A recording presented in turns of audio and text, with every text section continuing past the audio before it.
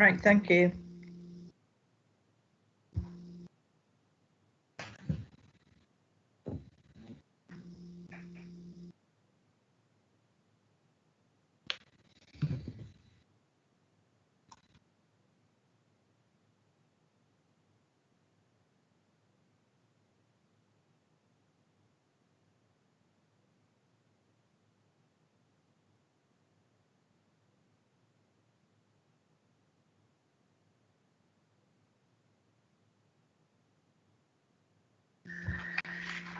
Hello and welcome back to our meeting. I would like to welcome back our officers, any of the public and any of the press who's joining us this evening. As we move on to item 14 on our agenda, which is the budget. Could I pass over to James to report on this, please? Thank you, Madam Mayor. Bear with me while I just get my paperwork sorted. There we go. Oh, and I have to change my battery around as well.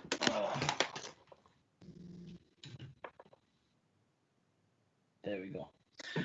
Thank you, Madam Mayor. We're on to item 14, attachment H, which is the budget update for 2021-22.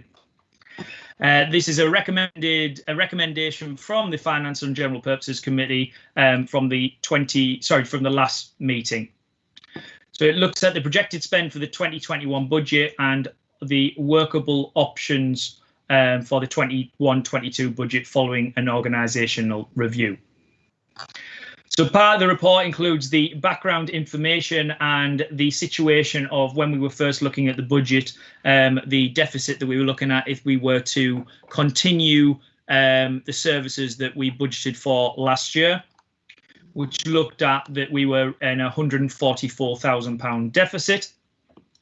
Point 3 of the report looks at the current budget position, in that we are the responsible finance officer is projecting the council's 2021 outturn to be a deficit of £10,000. Point 4 of the report looks at the precept demand and gives you a bit of information with regards to what the precept is and why we have to do it. So it looks at the final tax base figures for 2021-22. Which was agreed by Durham County Council on the 11th of November 2020, is 7,901.90, which is a decrease of 21.8. This means if we were not to increase council tax, we would start the year off with a net decrease of £2,674.89. As you can see in the table under worked examples to show the effect of the precept increases, it looks at the different band properties, the standstill amount that individuals would have to pay on an annual basis, and then what the effect of a 1%, 2%, 2.99 and a 3.99% increase would be. It also looks at the effect on the council's yield, additional yield from these increases at the bottom of that table. So moving on to point 5, the 21-22 budget. So it was established that the best method to set the 21-22 budget was to produce a base budget for costs that are required to continue the day-to-day operations of the council. The base budget costs are referenced in the draft 1 figure 1 report and also the draft 2 figure 2 budget. So the draft 1 budget made up 86% of the projected income for 21-22 against a projected income base of 990,000. The 2021 base budget equivalent was 69%, of which is 687,000 against 982. So the key base budget key increases for 2021 in comparison to the 2021 budget was staff salaries, repairs and maintenance, utilities, contracts and election costs as well. So the base budget at that time was based upon an increase in precept of 2% on top of the council tax base rate of 2021, while self-generated income was reduced following the consideration of the current risk related to the income generation within the Civic Hall because of the current pandemic restrictions. So as members can see on point 5.6, you will see the draft 1 budget that we originally started from. We then move into point 2 of that area, 5.7, paragraph 5.7, which looks at the proposed savings that were presented to Finance and General Purposes on the 17th of November. Of course, we also refer to the full organisational review. 5.8 mentions about the Chancellor of the Exchequer announcing that public sector employees would receive £250 cost of living increase for the financial year 21-22 if an employee received less than £24,000 a year. So on the basis of the draft 1 budget, we identified a 5% cost of living increase. So discussions have taken place with STARS Youth and Community KIC, who were recipients of a £30,000 grant for youth provision delivery in 2021. And it was agreed with the STARS Youth and Community KIC that should a reduction in funding from 30,000 to 10,000 be proposed, it would not pose a significant detriment to the youth provision delivery in Stanley following a temporary increase in other funding streams for the organisation. And then, as mentioned previously, the staffing review proposal is identified as a minimum year 1 saving of £73,312, but that is subject to its implementation on the April the 1st, 2021. And of course, subject to its agreement and following consultation. So the draft 2 budget, as recommended by Finance and General Purposes, it identifies all the savings as previously mentioned. It includes the staffing review proposals as set out in our previous conversations. It includes a council tax increase of 2.99% as recommended by the Finance and General Purposes Committee. And it includes a new budget heading named Community/COVID-19 Recovery Fund. And this fund was monies originally allocated for external events contracted to Alan Hillary events, of which the original allocation was £53,000, of which has been reduced to £43,497 to allow for a balanced budget.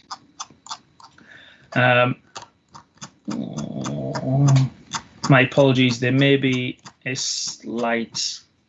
No, sorry.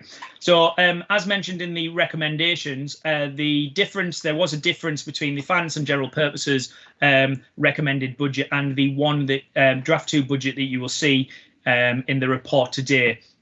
Unfortunately, there was an error when the draft 2 budget was put in, which meant that the council tax base was last year's base as opposed to the current year base.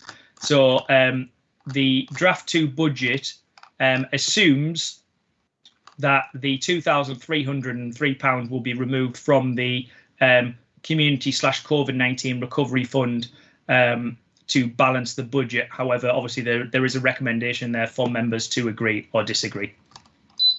So the budget as set out in figure 2, 2021-22 draft 2 budget shows our precept, the LCTRS grant, civic hall income totaling 996,439.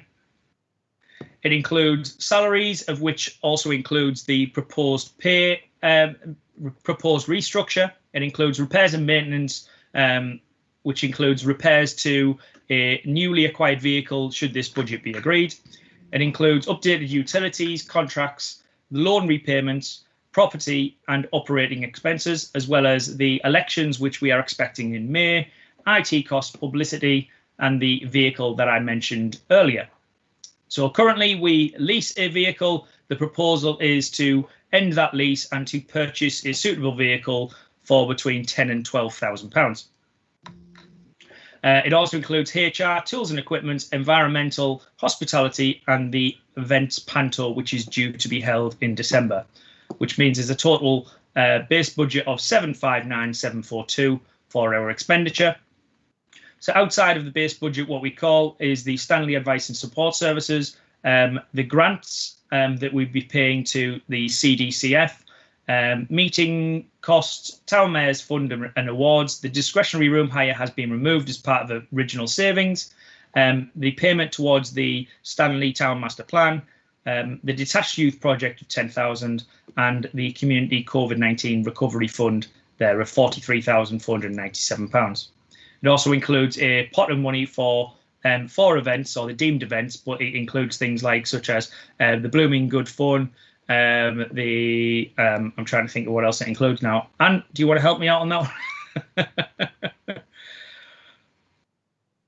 Or maybe not. It also includes remembrance services, etc., etc. And then finally, the winter maintenance. So the costs outside of the base budget are 236,697. As you can see at the bottom of figure 2, it shows that the total surplus deficit for the 21-22 budget is 0. Moving forward into point 6, we discuss our reserves situation, whereby the best practice guidelines from external audit and also the position of the responsible finance officer is that our reserve balance should be held equivalent to that of 3 to 12 months operating costs. So based upon the 21-22 draft 2 budget, the minimum reserve balance should be 251,485. It's currently projected, based upon our usable reserve level, including the current year expected deficit, that will be 229,754, therefore £21,731 below that minimum threshold. Members should be aware that where we do fall below that, a plan should be put in place to move the council finances back above this minimal balance within 12 months with a maximum timescale of 24 months. Also in point 7.3, there are currently 5 earmarked reserves: EM Capital Reserve, EM Reserve Grant, EM Reserve Election Cost, EM Reserve Stanley Master Plan and EM Reserve IT Replacement Fund. Subject to the approval, the earmarked reserve pots of EM Reserve Stanley Master Plan, EM Reserve Grant Fund and EM Reserve IT Replacement Fund would be held with a nil balance. So a point to note for members, the EM Capital Reserve that was previously mentioned has a revenue allocated for the purchase, or was revenue allocated for the purchase of the refurbishment of the old Stanley Library. And although this pot is identified as capital funds, it does not constitute as capital funds for the reference to Local Authorities Capital Finance and Accounting England Regulations 2003, and therefore can be used as revenue funding in the future. So the impact of the draft 2 budget would see the overall reserves position of current reserve balance of 229,754 with earmarked election costs, which are for any mid-term election cost of £15,000. So one of the points in this report is about the recommendation that the committee should consider any in-year savings to be allocated to the council's general reserves as part of the process to move the council's reserve balance to within the 3 months operating costs best practice guidelines. Point 7 of the report, as set out in part 4 of the report, the council must set a preset amount for the 21-22 financial year. The draft 2 budget, as recommended by Finance and General Purposes, is set with a 2.99% increase in council tax. Any changes to this council tax increase can be seen in 8.3. Moving forward, the 5-year budget plan in 9.1 sets out the council's medium-term financial plan for the next 5 years.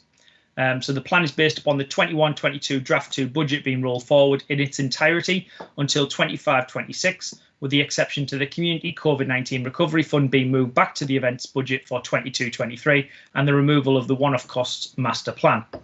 Salary costs are based on the proposed staffing structure and include a 3% annual cost of living pay increase from 22-23. And council tax income is based upon a 2.99% increase for 21-22 and a 2% increase year on year for the following years. Other costs are increased by between 2 and 2.2% to take into account inflation. Currently, the LCTRS grant is currently only confirmed for 21-22. It is therefore removed for future years.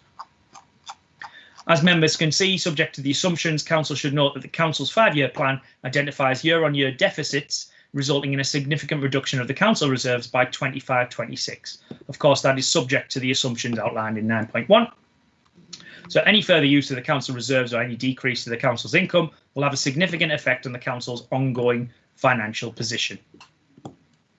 And in 10.1, I mentioned that we've provided a budget heading level. A summary of the headings can be viewed in Appendix A. So, Madam Mayor, the committee is requested to consider the report and draft 2 budget as set out in Figure 2, set the level of preset for 21-22, which from Finance and General Purposes was recommended at 2.99%. I've also asked the full council to amend the Finance and General Purposes recommended budget to take into account a £2,303 error by reducing the Community COVID-19 Recovery Fund. The committee is also requested to approve the budget for 21-22, authorise the Town Mayor to sign the precept demand on behalf of the Council and approve the deletion of the reserve pots of EM Capital Reserve, EM Reserve Grant Fund, EM Reserve Stanley Master Plan and EM Reserve IT Replacement Fund, with all balances being moved back to the General Reserve. Thank you, Madam Mayor. Happy to take any questions. Thank you very much for that, James. Is there any questions or comments for James? Councillor Les Timby. Thanks very much, James, for the budget statement. And I think we've set a balanced budget in very difficult times. I think it's been very hard, very complicated, because we don't know what's happening with COVID. So we're having to second guess a lot of the COVID issues. But I think it's right that we raise the precept to 2.9%, and the removing of the events budget is a definite plus for me. And by creating this community COVID recovery fund, this fund will continue our support with the voluntary sector, who are working so hard through COVID to keep the people of Stanley fed in food banks and everything else.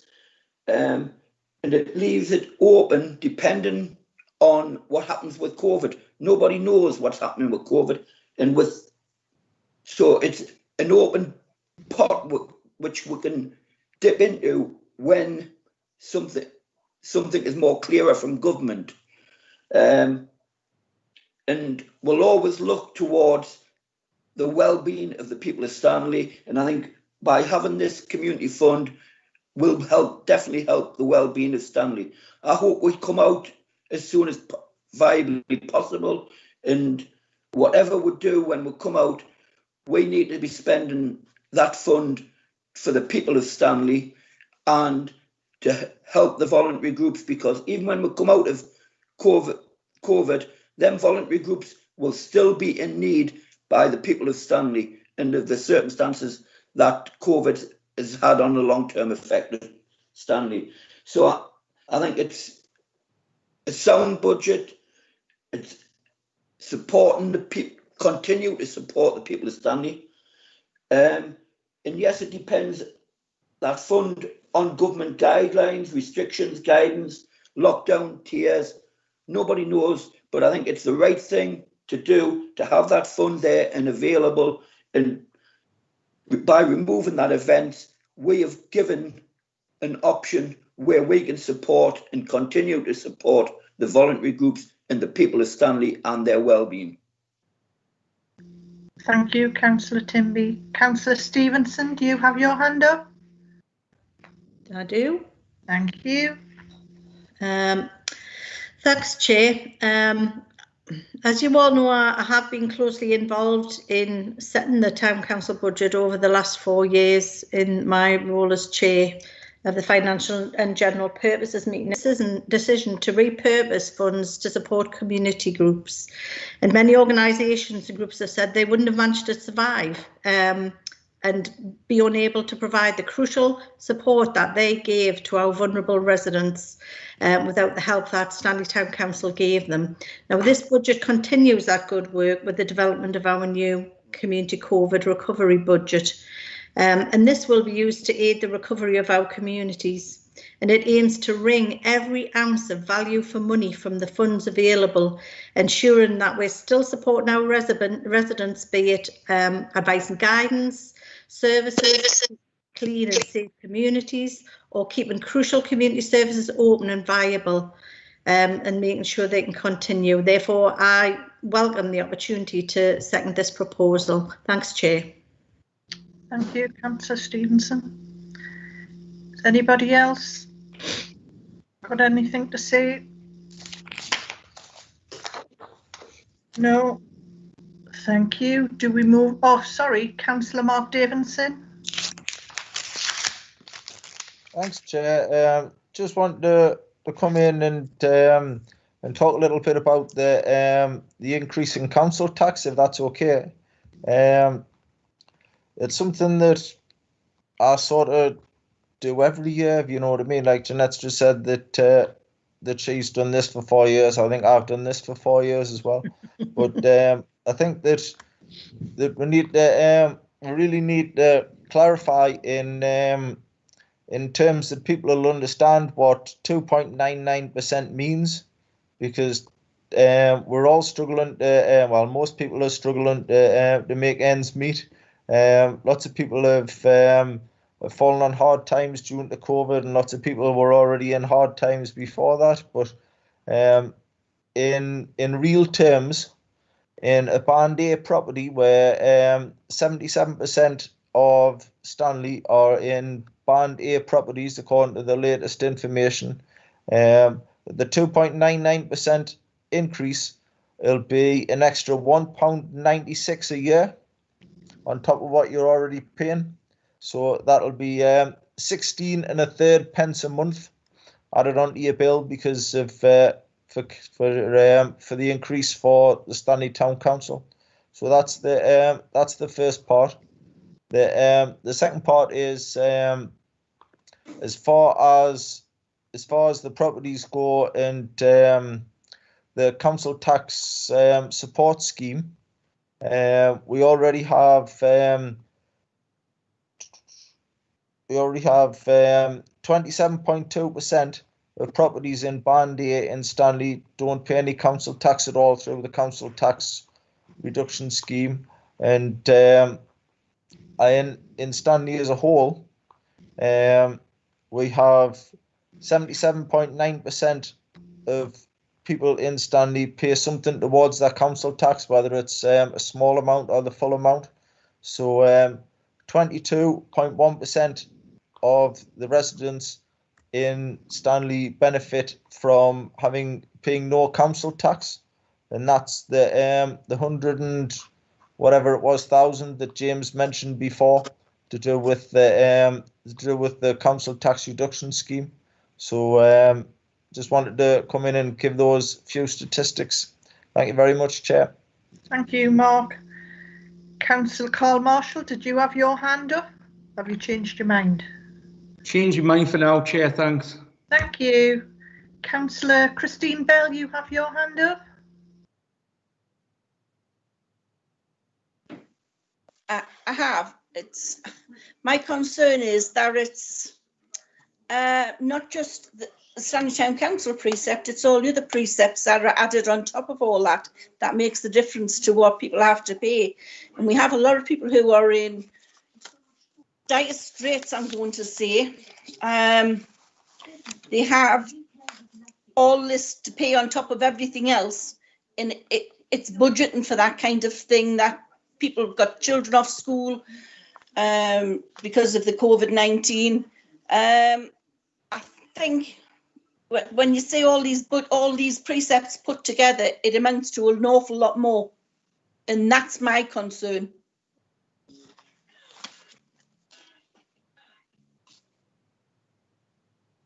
Councillor Mark Davidson, do you want to come back in?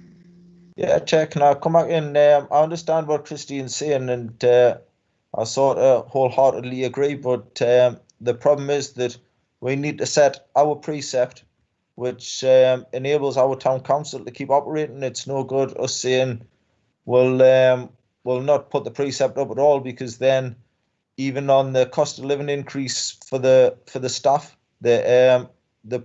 our town council will be losing, so we'll not be able to do what we did last year, and we'll certainly not be able to do what we did, I don't know, 2 or 3 years ago. So we just think that we do need to make savings. Which we have done with the staffing structure. We need to make sure that we are frugal and we are looking after our money, but we do need to make sure that we have enough money to be able to operate as a town council. Or really, if we don't make sure that we can operate as we need to operate as a town council, what's the point in having a town council? It's okay. So thanks very much for that, Chair. Thank you, Mark. Councillor David Marshall, do you want to come in? Yes, I think that over the last few years we've produced some great budgets and done some good work for the people of Stanley. I don't think it's a large increase. I'll disagree with statement by Christine Bell, the people in dire straits, because if people in dire straits, they get an exemption and they don't pay it. So that's quite clear. You can shake your head all you like. Thank you, Councillor Marsh. I have to disagree with what you're saying. There are people who are working and they're on very low income and they haven't got a reduction in the council tax. And this is the people that we're looking to. This is the people that I'm on about. Councillor Carl Marshall, do you want to come in? Yeah, a couple of things for me, please, Chair. Just to get back to the facts of the budget. Obviously, this is continuing to support some of our community partners, and I think this budget's about us as a town council standing side by side with our community through the pandemic. You know, we were one of the first councils in the county before any other parish council, before even the county council, out the blocks in supporting our communities in response to the global pandemic. And I think this budget backs up that swift action that we took during the year. We're continuing to support Packed House with covering the rent on the building, the Just for Women Centre, and many other community projects through the Stanley Fund that we've seen is going to result in a £300,000 plus investment into our communities. We'll continue to invest in youth services. We'll continue to invest in environmental services, which we know is really, really important to our residents. And every time we've done any engagement work with our residents, that has always come out as a top priority for people to live in a clean, green and safe environment. And we're continuing to resource that despite the pressures. We've got opportunities as we come out of the pandemic to develop our assets and our facilities in terms of the Civic Hall, with opportunities to repurpose that building, to use it for education, to support people with employment and jobs. And I think also in terms of the flexibility to deal with the recovery through the establishment of the new COVID-19 recovery pot. Also on top of that, Carol, I just want to, Mayor, I just want to add that this budget sort of produces value for money. It's a lean staffing structure that's been repurposed to centre around our priorities and to deliver on the priorities that we've set over the year as members of this council. And the staffing structure that we put in place is going to ensure even more value for money, with all of the money being repurposed on frontline services, which I think is what the residents would expect. I just want to come to the council tax. I think as a town council, we can only deal with what's in front of us, and I fully agree with Mark Davinson with what he said in terms of, you know, as a town council, we've got to protect the services that we value. It might be worth, Christine, getting some more information on the local council tax scheme. As a Labour-controlled authority, Durham County Council is one of the few councils in the country that have retained this scheme. There's not many other councils in the country who have done this, and it's certainly been scrapped by many Tory councils. It protects those people who are working. It protects those people who are on low incomes or whose incomes may be irregular. And it makes sure that anybody who is most at need from a working family gets the support and gets relief of council tax. It's been well received. Again, whenever the county council's done any engagement on this, it's been one of those services that has been really popular. And we know how vulnerable some of the residents are around Stanley and how important that is for our residents. And the other point I would make, Chair, before I shut up, would be that in terms of setting the budget, I think what we need to be clear about here, that the budget and the precept aren't two separate things here. If any members, Christine or any other members of the Derwentshire Independent Group, do not think that the council tax should go up by 2.99%, what they need to do is to table a costed amendment to the budget and propose how we would reduce the budget by that sum of money. And actually, I would suggest as well, why we wouldn't want to resource those items that they're going to propose that we cut, because that's what we're talking about here. If we don't put the council tax up, to get a balanced budget, we've got to cut frontline services. So my final point would be, show us your proposals and put it on the table, and let's have a debate about your budget amendment. Thanks, Chair. Thank you, Councillor Marshall. Has anyone got any more comments? Christine, is there a historic hand? I think it must be Carol, but Right, I will say while I'm here, there are people who are still struggling and they can't get any money from anybody. They can't get the help that they should get, and it's all well saying they can go to Durham County Council. When they get pushed back, they get pushed back. Simple as that. Right, thank you.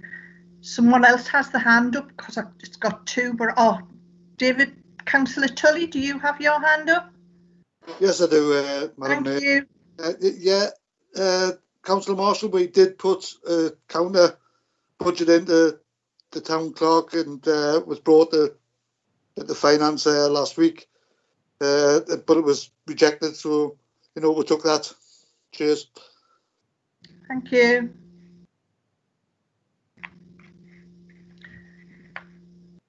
Councillor Mark Davison. Thanks, Chair. I just want to come in to say that that Councillor Tully's understanding of a budget and my understanding of a budget must be completely different. That we did have a list of things that we might like to change this, or we'd like to have more information on that, but that's not really the way a budget works. A budget works exactly the same as your household budget works. Yeah, you've got 100 quid coming in, and you're going to spend 100 quid, so you decide how you're going to spend it. Yeah, that wasn't a budget. That was a list of ifs, buts, and maybes, let's call it. So I don't think that was a budget at all, Chair. So just wanted to say that. Thank you. Thank you. Councillor Timby, do you want to come in? Yeah, please, Carol. I can only back up what Mark's just said. It wasn't an alternative budget. It was a wish list. There was no costings to it. There was things they were saying, but it wasn't saying how they would achieve a balanced budget. Now, that's what a budget proposal is, an alternative budget proposal. That didn't come forward. You just produced a wish list. So I will just say that. Thanks. Thank you very much. Right, we've had a proposal, we've had a seconder. Can we move on to the recorded vote now, please? Madam Mayor, there is likely to be a number of votes on this item, one of which is to, sorry, I'll just bring my report back up. So the first one is to set the level of precept for 2021-22. Now, just to confirm, Councillor Timby and Councillor Stevenson, are you proposing that, or are you proposing all the items? All of the items. Yeah, proposed and seconded all those items, James. Thanks very much. Thank you. So, Madam Mayor, obviously it's up to yourself whether or not we take these as all one, or whether we need to have individual votes on these. Take them all as one. Okay,